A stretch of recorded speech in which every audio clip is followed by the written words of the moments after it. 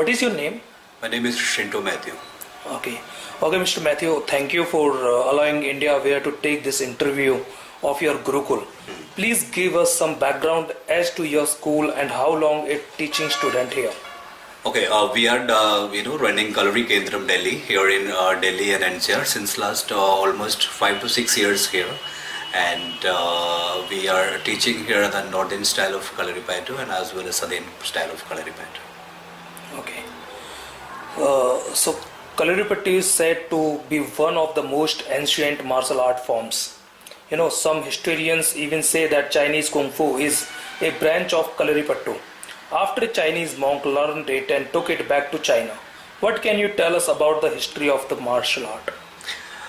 It is true, so because I have personally visited China in Shaolin Temple to demonstrate and to educate people about Indian martial art Kalaripayattu, and the historians believe that the Bodhidharma, the monk from India, raised over there in China, and the place where Bodhidharma was doing the tapasya and all this, the meditation, all these things, and that place is, we can see here it is written over there that the Indian monk and this and that AD reached over here and did establish the Shaolin temple and all these things. It was they also believe in the same story, and I believe according to my Gurukul's guidance, I believe that some of our ancient martial art systems is raised in China also. Okay. Please tell us about your Guru and lineage of your Guru Parampara when it comes to your school. Tell us about some of the difficulties you faced about bringing this Kerala martial art to Delhi. Actually, I have started by Kalaripayattu earlier with the southern style of Kalaripayattu, and I found more things in some of these things attracted me in the northern style of Kalaripayattu, and I have practiced under Gurukul Vijayan Gurukul is in Kerala, Calicut, and I have been around 10 to 12 years trained in northern style of Kalaripayattu, and moreover, bringing here in Delhi, I believed that I was quite comfortable with speaking in Hindi and all these things, and I believed that this martial art should not be, kept in Kerala. It should be, spread all over the India.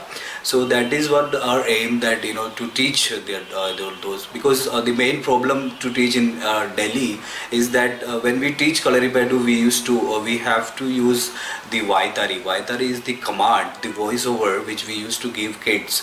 That's in Malayalam language.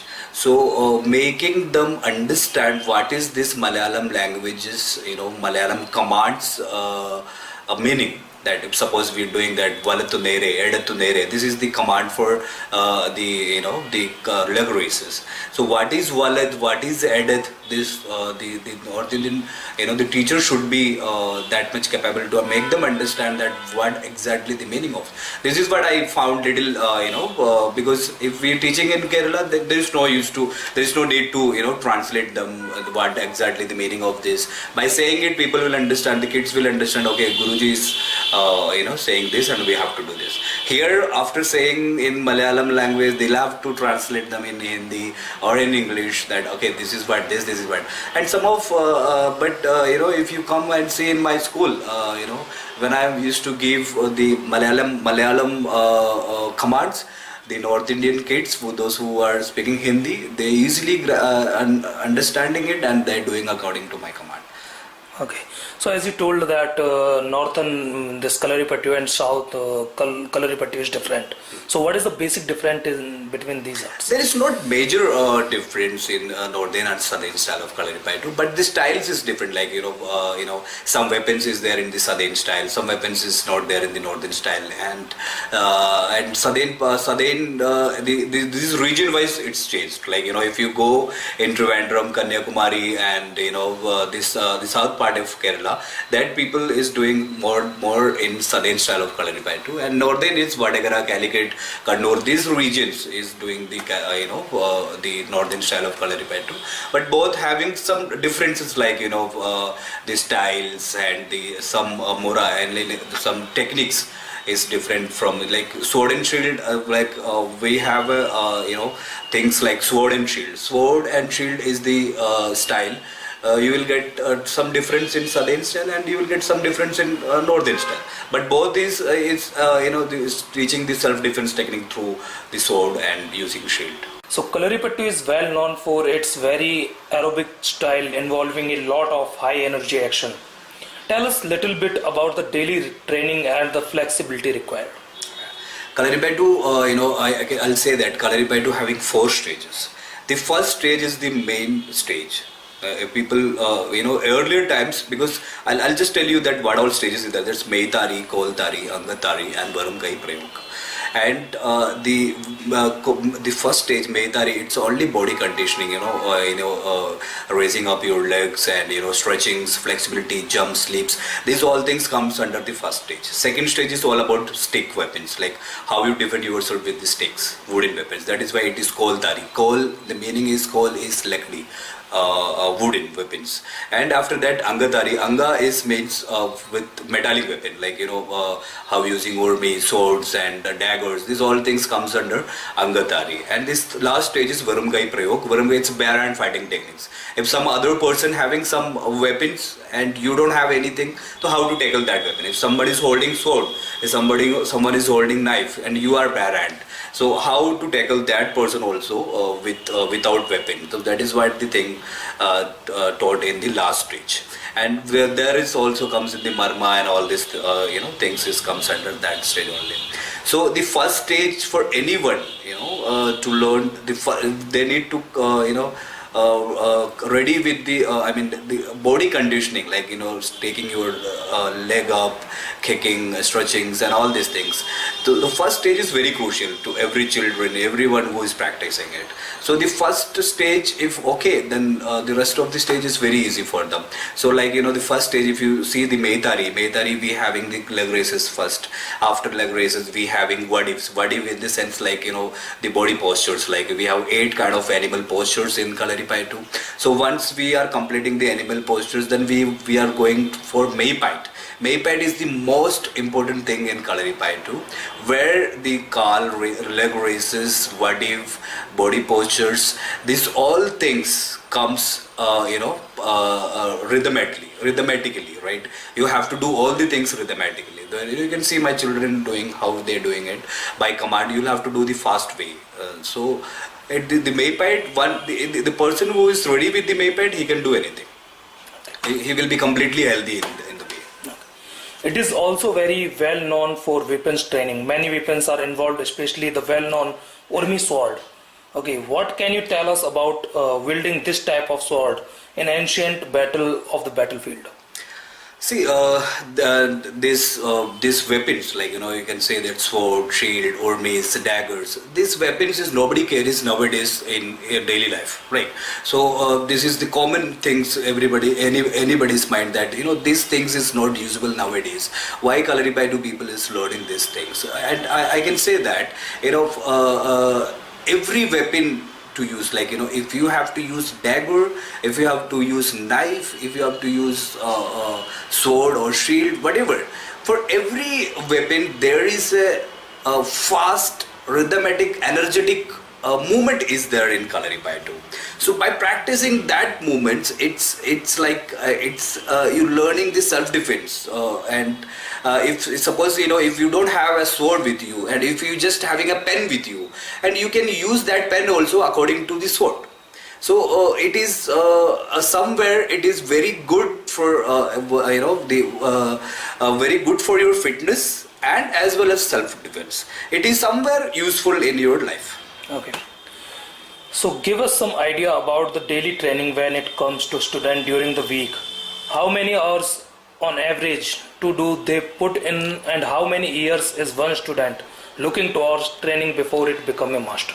See, in Kalaripayattu, we have around, daily 1.5 hour session is there, and in that way, I have 4 batches here in my center, and according to me, the time duration, that how much time it will take to train in Kalaripayattu, that's totally different on the person to person, right? I have student with me who cleared his first stage in 6 months, and who entered with me in second stage right now, and I have kids those who are practicing since last 2 years, and they are not able to even enter in the first stage. So this is according to the students' capability and the how much effort they are giving. For me, it's like, if someone is giving full efforts in Kalaripayattu, then he can cover it one stage. At least it will take 2 years to cover now. Okay. Is there any grading system when it comes to recognizing someone's grade during training? Are there grading exam that someone has to take before he proceeds to the next level? See, in Delhi nowadays there is no any kind of competitions are happening in Kalaripayattu, and we're planning for that there should be any kind of competition in between these centers. And according to the grading system, it is like there is no belt systems in Kalaripayattu. But yes, the grading system is based on the weapons. The first stage is Maitari, where there is no weapons. Nothing you learning to fight or any kind of things. You are not learning anything in first stage. First stage just you conditioning your body. And after that, the second stage is Koltari. So if the Gurukul is giving you a stick to fight, then you'll have to understand that, okay, this is in the second grade. In today's world and in India, can Kalaripayattu protect you in a crisis situation? Is this a good martial art to take for women so that they can defend themselves in India? See, I believe that to protect or for self-defense. For self-defense, if I have a woman and if she don't have any background of physical activity or any background of physical fitness, and I just tell her, okay, if someone is attacking you, you'll have to grab like this and kick like this. I believe that this logic will not work for anyone. What I believe is, like, if a really woman needs to be self-protected, or we need to make her confident first. Okay, how she'll get the confident if she should be strong enough to to fight with other person. That is why in my institution I teach girl children. I make them practice with the boys, so that they should understand that how much strength a boy having, to how much strength she should gain, that to fight with a boy. So that is we need to make that girl's body perfect, and then only we can tell her that, okay, this is the way you can protect yourself. If her body is ready, we can teach her the fitness, the protection, the self-defense techniques. Okay. All over the world, no people are looking towards mixed martial art training, so that you incorporate many styles into one fighting style. Is Kalaripayattu still and involving and changing style? How can it compete today with so many Indians trying for own martial arts such as karate and kung fu? See, Kalaripayattu has everything. Okay. Right. If you saying the MMA, the mixed martial art is something which is I also appreciate, and I also like that. The thing is that mixed martial art, the teachers in mixed martial art, they are gaining every martial arts techniques, like karate, kung fu, judo, and every martial art has its own beauty. And I believe if you practice karate, it's a very beautiful martial art. Kung fu also very beautiful martial, very very nice martial art. Now, every martial art has. I also used to learn some techniques from some other martial arts. I believe something is. But I feel is that if rather than learning too much things from every martial art, I believe learn one thing 100 times. And if you are good in 10 techniques, that's enough for a self-defense for any person. But Kalaripayattu has everything. And if you are good enough with the Kalaripayattu's 10 techniques, that is enough for your self-defense. You don't need to go every martial art and learning with every martial art and every techniques, and after that only you gaining the confidence. Okay, I am well enough to get self-defense with anyone. No need. Learn 10 techniques and do it 100,000 times and be perfect in it, and you will be okay. So please give us an idea of the food that is unique to Kerala and that forms a vital part of the Kalaripayattu training. See, Kerala's food is not available here in Delhi to daily eat, right? For learning Kalaripayattu, I just prefer people in my students. I just tell them, eat whatever you want to eat: roti, dal, sabji, healthy foods, whatever you want to eat. Just leave this junk foods, like wastage of food, pizzas and all these things, which is more this maida and all these things. You need to avoid that all things, and you can eat whatever good healthy food you can eat, but just eat on timely. That's it. So please give us some demonstration of your student fighting both empty hand style and weapon style as well. Sure, you're most welcome to see my gallery. Sure. And can you just tell us what is the charges to join your center or like? Right now we used to give 3 days class in a week, 3 days class, and we charge 2,500 rupees monthly.